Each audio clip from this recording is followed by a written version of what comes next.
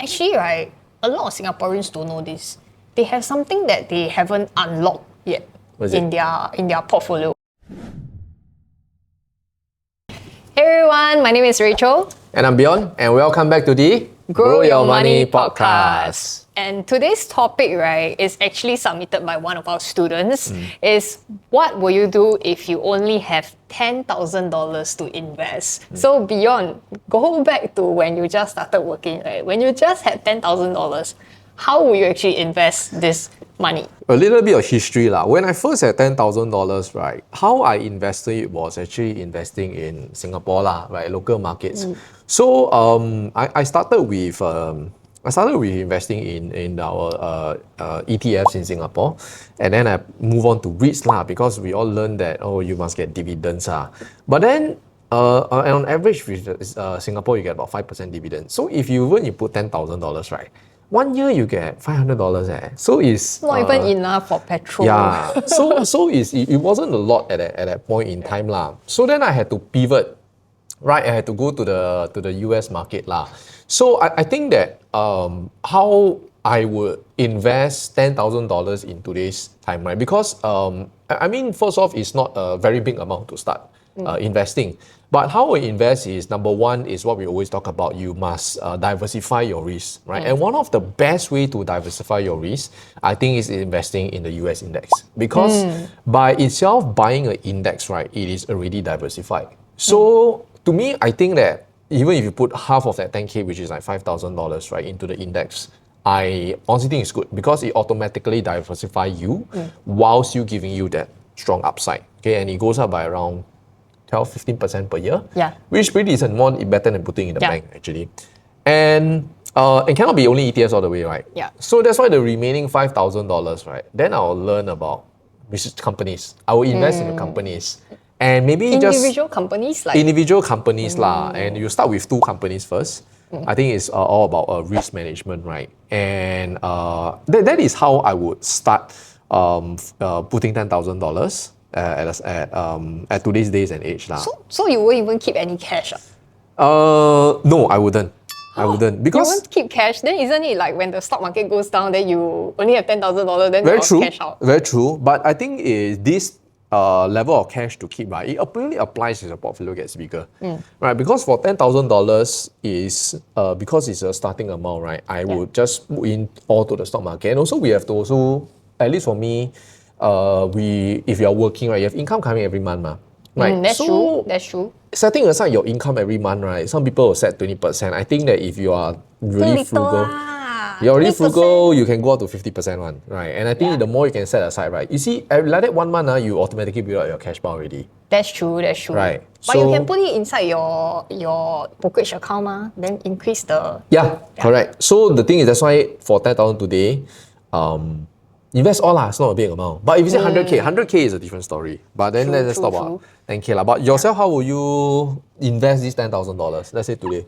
I think we are very, very similar. Okay, I would probably put like maybe similar, like half of it into ETFs, but maybe another half I will take it into a more riskier growth companies. Because sometimes when you invest, right, the very safe companies, they will give you like 10-15% every single year, but they will not make you like overnight they become very, very huat kueh, like very rich lah. So I would choose like maybe 1 to 2 companies, just like Bjorn, but I would choose it on the more riskier companies, because if let's say you only got $10,000, right, I think it's right to put it into companies that are more growth orientated lah.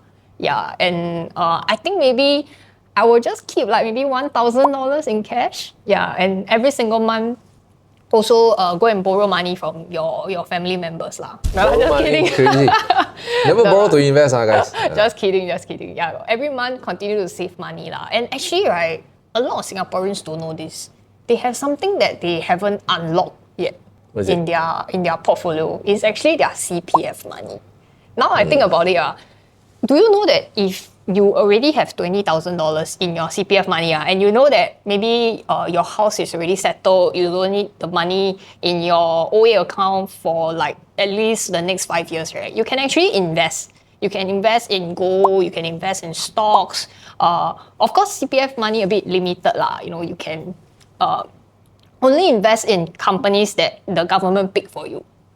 Yeah, so I would also try to find resources in my own portfolio that haven't unlocked yet. Yeah, then you have more than $10,000 already, right? Not. What do you think if, let's say, because we say 10,000 is not a big amount, right? And then I think your stance is so I'm combining both of our thoughts now. My thoughts is 10,000 is not very big lah. So that's why you don't want to diversify so much. So your thought is that half of it go to grow riskier stock, right? Yeah. So let's combine these two together. Since $10,000 is not enough, it's not a very big amount. Why not do full-on concentration, 100% growth?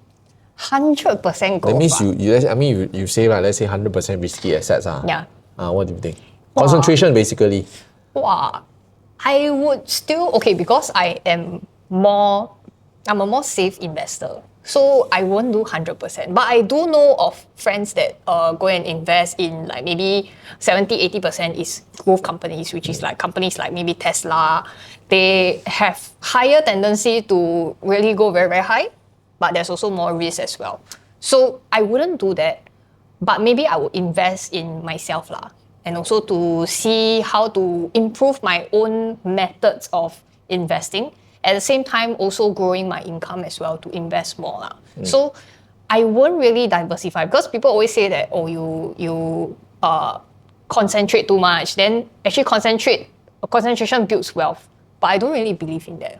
What about you, Bjorn? Have you concentrated your portfolio before? I have, but I unfortunately I concentrated in the wrong stocks. So I lost some money there. But I kind of do believe that to a certain extent, concentration builds wealth. But I think one underlying thing to remember on that, right, is that I think people just focus on concentration builds wealth, but people forget about the idea of risk management.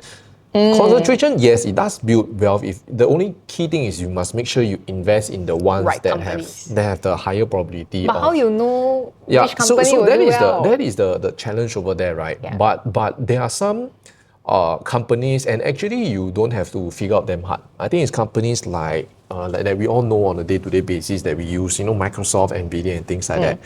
If you really think about them, right? If let's say you if investing in them, right? Let's say even if you put 50% of your portfolio inside, actually it's quite okay one.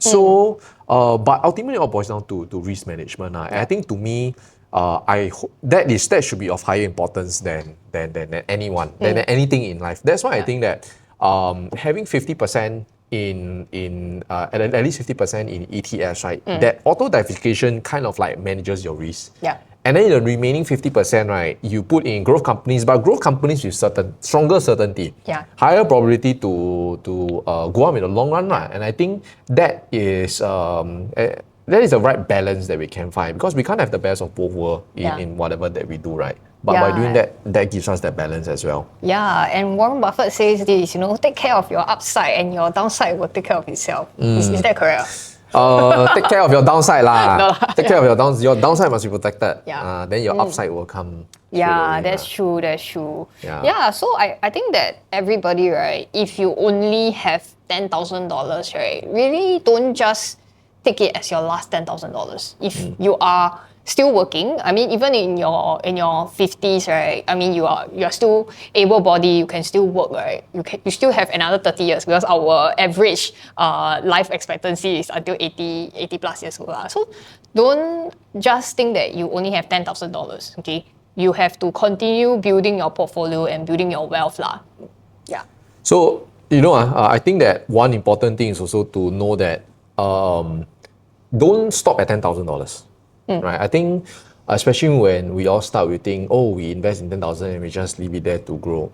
Yes, I mean, if you leave it there to grow, it will do well lah. But the whole idea is that, always see is every month, like what we talk about savings, right? I think it's important to also continue to put in what we call dollar cost averaging, because in the long run, right, the market goes up, it's in an uptrend, right? And if you put in every month, regardless of what the price is, which is what I'm doing, right? They call it dollar cost averaging, right? Yeah. I think the returns, it will actually kind of like make your returns become exponential. Yeah. So I just did a very quick calculation. Let's just say if you just put in the index, right? And assuming, very interesting. Let's say you just start with the $10,000 and you don't do anything. for 20 years, your amount will grow to 100K. Right? Wow, Right. For that's not 12% bad. interest, which is investing in the S&P 500 lah. But let's say if you just put in $500 at the start of every year, right? That amount will grow to 136K, close to 140K. Oh, 30% Right. difference. Yeah, correct. That is this $500 that I say is, let's say you really like you 1 year, $500. But imagine if 1 month you put 500, 1 year that's $6,000 right? $6,000 you start with 10K for 20 years, right? If every month you put in $500, you just enter the market, whatever it is, that money will grow to close to 600K for 20 years. Wow. So wow, that's a 6 times difference. yeah, so actually, I think many of us think that, hey, wow, it's very hard to be financially free lah. Like $10,000 cannot do much. But I think the key is you always want to, for every month that you save, try to always put a bit of money inside. Yeah, right? be consistent. I think that's most important. Yeah. And even you just put in the index, you don't want to think, right?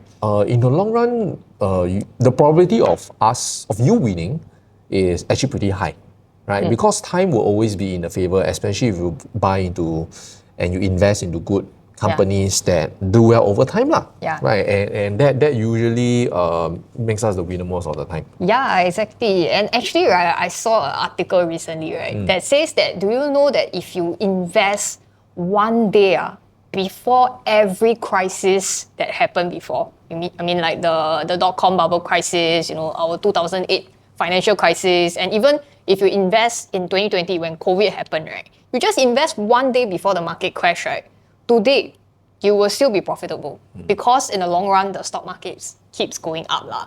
So everybody, please remember, continue to invest, okay? Don't just stop there. And in fact, right, I went to look at, actually I was investing for my sister lah. I went to look at her portfolio yesterday, right? And in just 3 years of investing, right, just in the S&P 500 using her CPF account, right, it actually grew about 40%.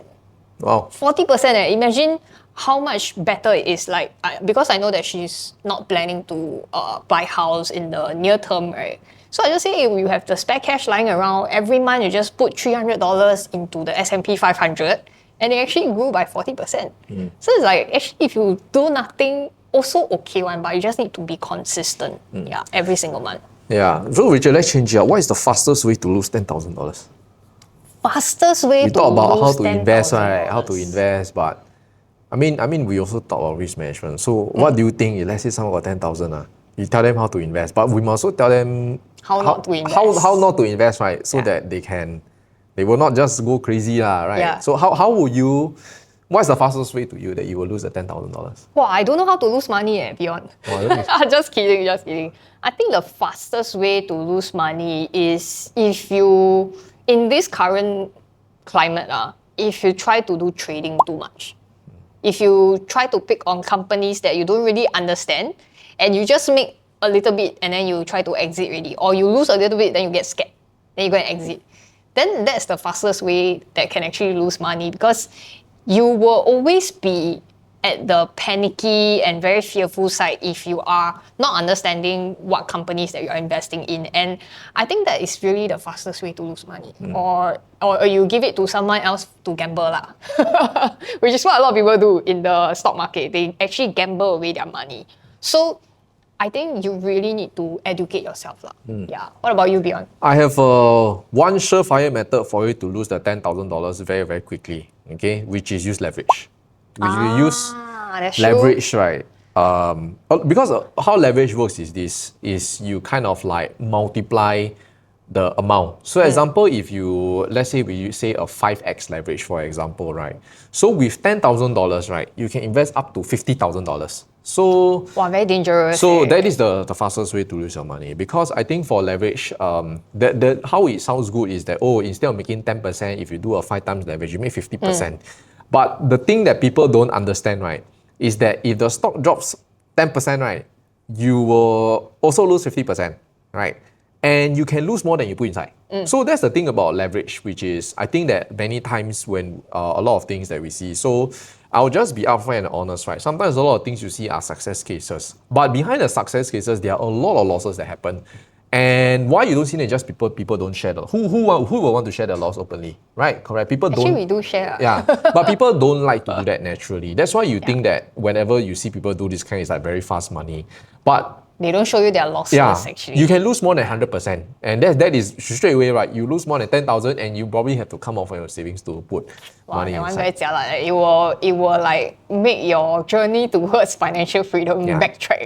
Yeah. So guys, I think the key thing here is that never use borrowed money to invest in anything in the world, right? Exactly. Use your own money that you have. Okay, it might be slow at the start, like when you start, but the whole idea is like what Rachel said. I mean, is to be very consistent, because at the start your growth will be linear. You might think it's slow, but as you keep being consistent, right, the growth you'll start to see this thing called the inflection point. And the inflection point is a very important point, because that's the point where your growth will start to go in an exponential curve upwards. It will not be a linear graph anymore, right? A lot of times people, before they reach the inflection point, they give up, right? They say that, it's too slow, right? And then they decide to go and dabble with these kind of risky things because they hear people making fast returns, and by the way, that's only like maybe 10% of the people. Then the inflection point will just go the other way. It will go down, and then they keep questioning how come they don't make money. But Bjorn, actually, options we see it as a leverage also. It's kind of a derivative. It's true. So we actually also use leverage. There is a way, right, for options, right, that it is a leverage, but there's a way to protect your downside. And what is the way to protect your downside for options is by buying the good companies. Because history has spoken by itself. You look at the past decade or so, right, great companies in the long run, right, as the numbers keep getting better, as they become more sticky to businesses, the share price will go higher. The fundamentals will improve, and fundamentals is tied to share price, regardless of all the short-term macro events. That's true. So, and of course, options, there's surefire way to lose money in options as well, right? But and not everything is a guarantee, but there is a way to go and use options in a way that can increase your probability of winning in the long run. So I think that's important. And I think for leverage, right, why is the fastest way to lose money? Sometimes people, like what you shared earlier, is doing on things they don't know, on like on things that have no gambling, basically gambling. They don't have that strong financial backing to it. I think recently there was a meme. I think last time, few years ago, GameStop was a meme stock. Right, it actually ran up because of some stuff like, and actually people made money from that, but a lot of people lost money. I know someone that made $1 million from GameStop and exit. I know people who also lost a lot of money on GameStop. So it's the same, because when that goes up, everyone will enter, and the thing went down. It's like a pump and dump. It is. Yeah. It is. I think a lot of people got burned because of that also. So make sure, like what Bjorn said, you are managing your risk. I think that is really something that I want to highlight to everyone. That is a key takeaway of today's episode, is really to make sure that even if you only have $10,000, you have to manage your risk. Make sure that you are not over leveraging, like what Bjorn mentioned, and also make sure that it's money that you can set aside for a long-term period. Don't, maybe next month you need the money, then you don't have enough money, you have to sell it at a low price. Maybe this month the market is low, then you have to sell it at a low price, then in the end you still lose money. So that is really my biggest takeaway from this conversation. So what about you, Bjorn? What's your biggest message for our audience here? Well, I think I think it boils down to what I also wanted to share, which is one advice that we will give to anyone that is looking to invest 10,000, which is what I just shared. Never invest more than what you have. Very simple as that, right? Always be prudent and be consistent. So never invest more than what you have, and continuously put money inside when you can, to build that pot up over time in the long run. So it's like the coin. You sometimes, I don't know about you, but I keep like a coin piggy tin. bank. Every time got spare coin, you keep going dong the coins. Yeah. Like piggy bank. Okay, That it's one the like piggy my bank. father's.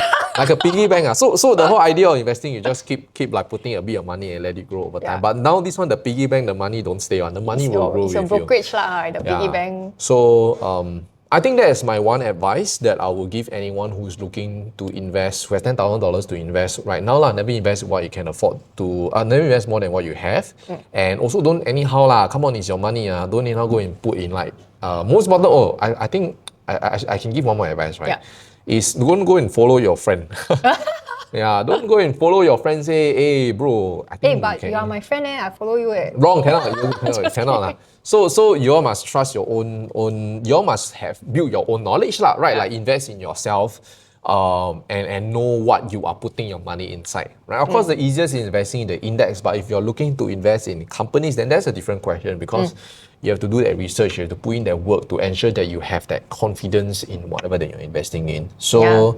That's what I would give lah. That one advice. Do you have any closing advice to give to the audience who's looking to invest $10,000? Yeah, I think that's all that I really wanted to share lah. And also Bjorn and I, we also have our own YouTube channel. So also follow Bjorn on his YouTube channel. He also share a lot of great insights on investing as well. Follow myself, and we hope to bring you guys more value in the upcoming episodes. So again, remember to let us know what topic you guys want us to cover in the next episodes. Comment down below, and also to subscribe and like this video.